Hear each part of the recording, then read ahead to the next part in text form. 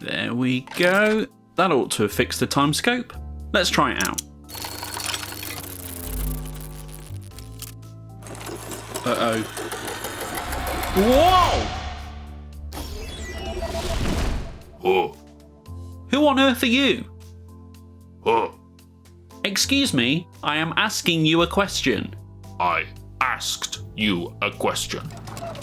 Oh, not again.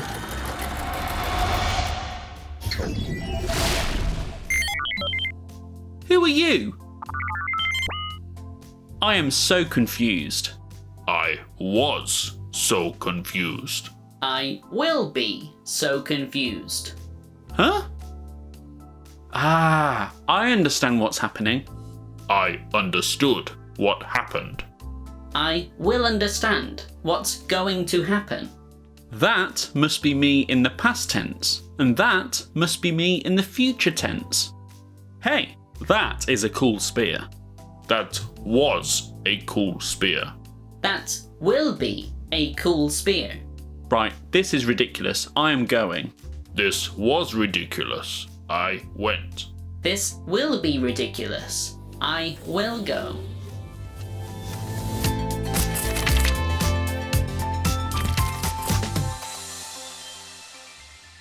We live in the present, the time that is happening right now. Before the present is the past, the time where things have already happened. It doesn't matter if it was yesterday, last year, or 10,000 years ago, it's all in the past. After the present is the future, the time where things are going to happen. It doesn't matter if it's tomorrow, next year, or 10,000 years from now, it's all in the future. When we talk about someone's actions, we use verbs or doing words, such as I paint, he laughs, and she moves.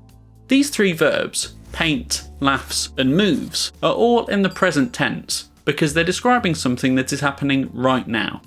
If we want to describe something that has already happened, we write the verbs in the past tense. For most verbs, all we need to do is get rid of the s at the end if the verb has one, and add ed. If the verb already ends in an e, we just add d on its own. So I paint becomes I painted, he laughs becomes he laughed, and she moves becomes she moved. If we want to describe something that is going to happen, we write the verbs in the future tense. To do that, all we need to do is get rid of the s at the end if the verb has one, and add the word will before the verb. So I paint becomes I will paint, he laughs becomes he will laugh, and she moves becomes she will move. Let's play a game. I'm going to show you a sentence with a verb, and I want you to figure out which tense it's in, past, present, or future. Then I want you to write it in the other two tenses as well. He plays tennis. If you want, you can pause the video and do it all by yourself, or keep watching and I'll do it with you.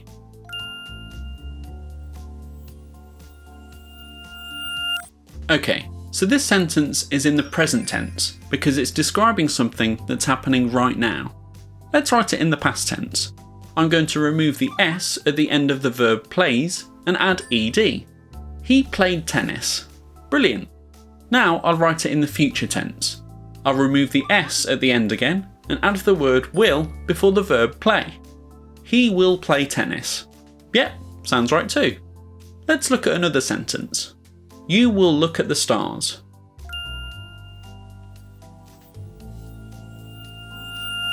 Okay, so this sentence is in the future tense because it's describing something that is going to happen. Let's write it in the present tense. I'm going to remove the word will before the verb look. You look at the stars. Excellent. Now I'll write it in the past tense. I'll remove the word will again and add ed to the end of the verb look. You looked at the stars. Sounds good to me. Let's do one more sentence. She asked a brilliant question.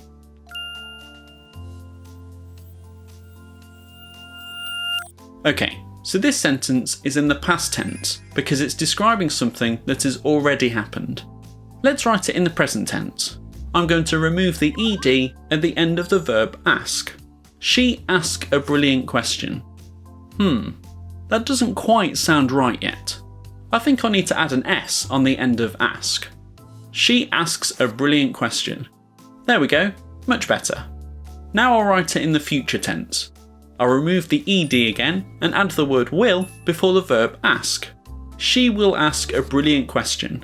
That sounds perfect. Okay, so let's quickly remind ourselves. The present is what's happening right now. The past is what has already happened, and the future is what is going to happen. To write most verbs in the past tense, we get rid of the s at the end if it has one, and add ed. To write verbs in the future tense, we get rid of the s at the end if it has one, and add the word will before the verb.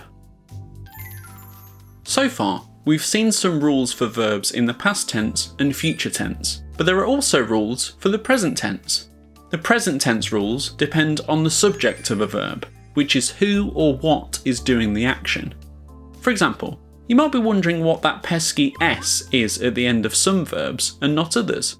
Well, that's added when the subject of a verb is a he, a she, an it, or a noun like an object or a name. I sing, he sings. You move, she moves. I work, it works. We cook, the oven cooks.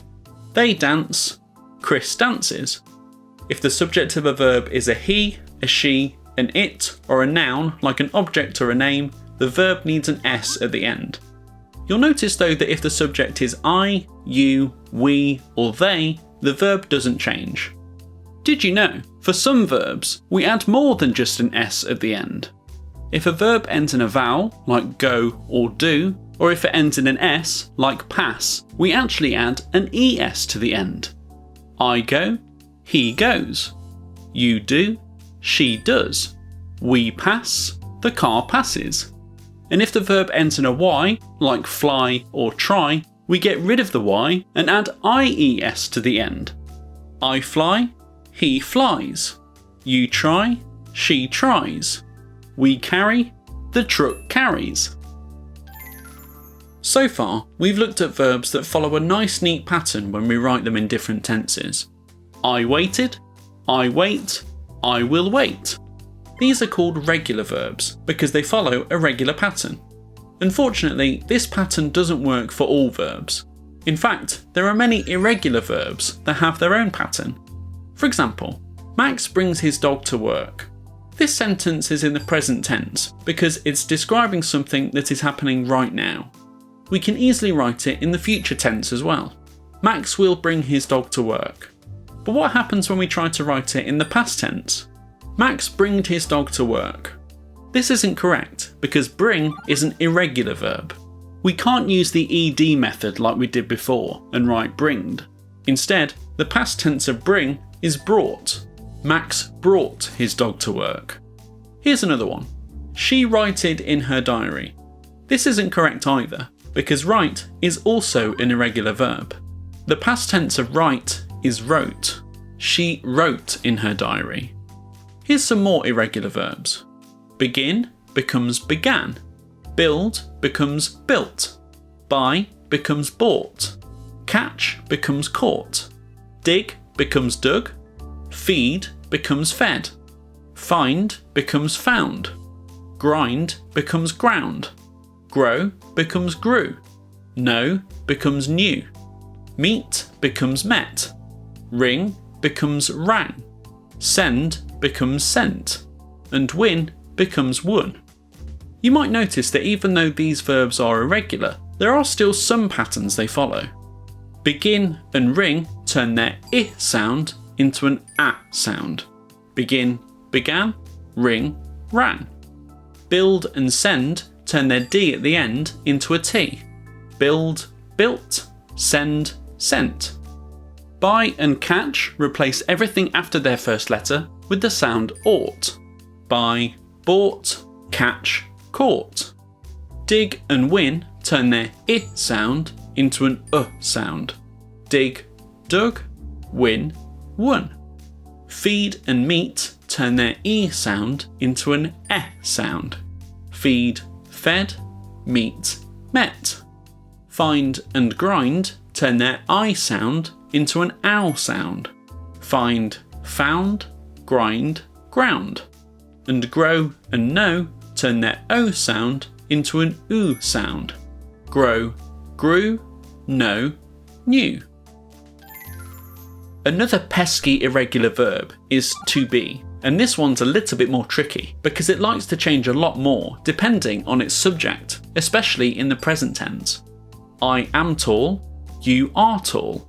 He is small, she is small. It is fast, we are fast. They are clever, Dr. Seuss is clever. In the past tense, the verb also changes, but fortunately not as much.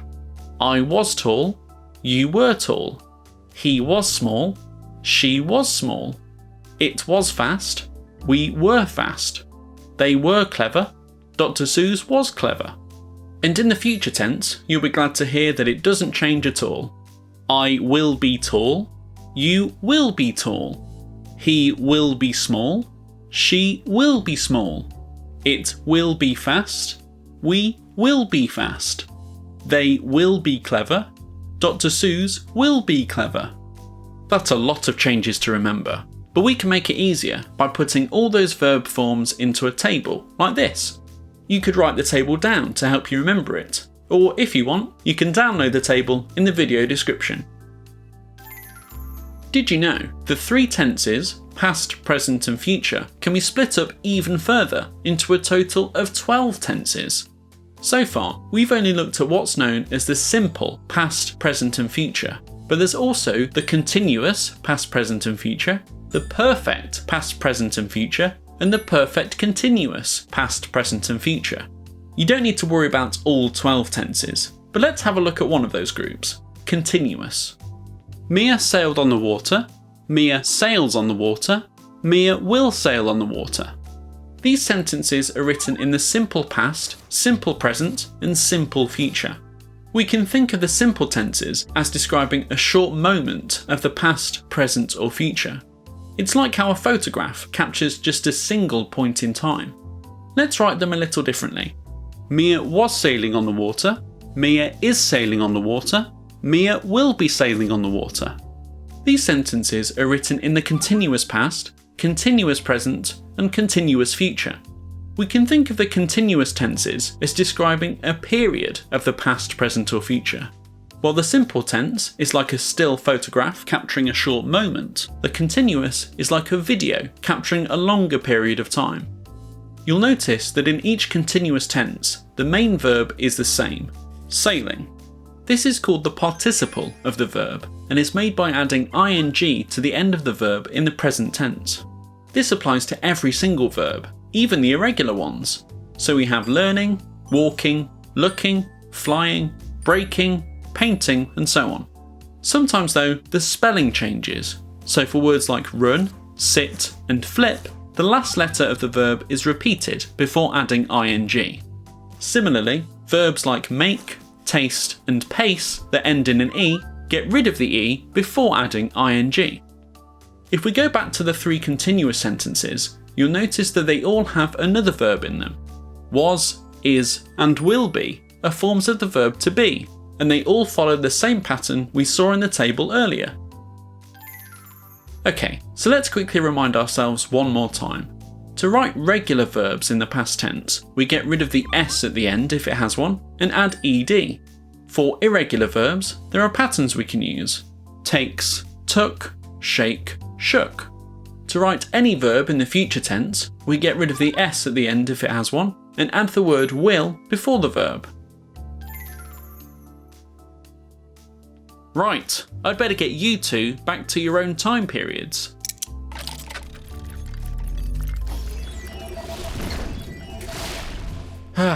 Finally, everything's back to normal.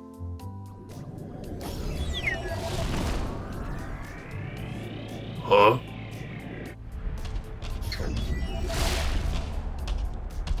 I believe an error has occurred. If you want to keep practicing, download the worksheet in the video description, which includes handy reminders of some of those more tricky irregular verbs. If you had to write about the past, present or future, which one would you pick? Tell me in the comments below. If you like this video, make sure to give it a thumbs up. Subscribe to learn more science, English and maths with Will, and let me know what you want to learn next by commenting below or emailing info@learnwithwill.co.uk.